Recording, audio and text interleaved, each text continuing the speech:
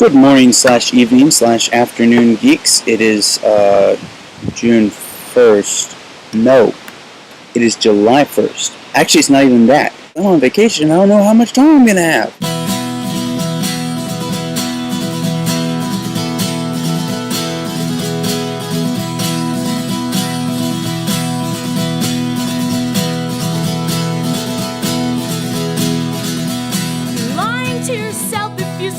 So I'm in the North Carolina mountains, and it's actually pretty fracking cold up here. It is, let me open up dashboard, 65 degrees Fahrenheit.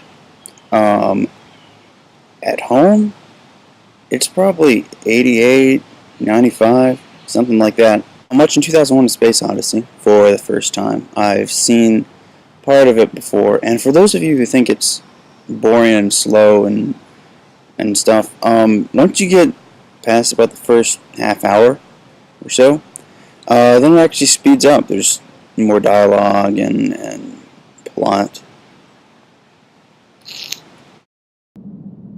I'm sorry, Dave. I'm afraid I can't do that. It's now July 2nd. Warning, from here on out will be wildly spoilers, so if you haven't seen it, please go do so. It is not a children's, well, it is a children's movie, but it's also got, it's pretty interesting plot. If you're watching this, you'll probably like it. Yesterday I saw both WALL-E and 2001: A Space Odyssey, which is pretty interesting because there were several similarities between the two movies. WALL-E, obviously, parts of it were inspired by 2001, that's undeniable.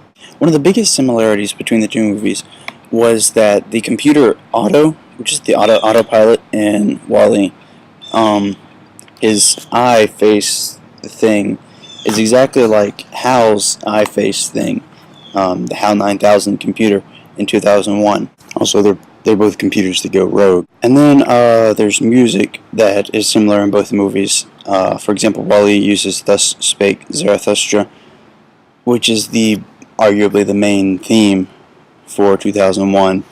I think WALL-E also uses the Blue Danube, although I wasn't paying very much attention during that piece of music, but it sounded familiar. For you Mac users who are paying attention during the movie, there's a couple of Mac references to. For example, WALL-E makes the Mac boot up noise when he recharges, which is pretty funny. And WALL-E has an iPod.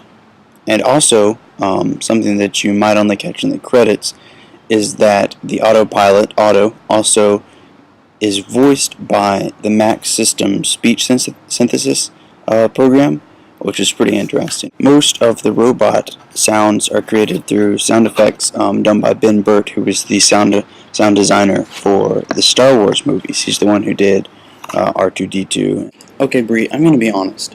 I really don't know what TV show I would like to be a part of. For example, in Lost, not only do you have a plane crash, with no guarantee that I would survive, also a guy who's pushing a button every 108 minutes to make sure that the world doesn't explode, or whatever would happen.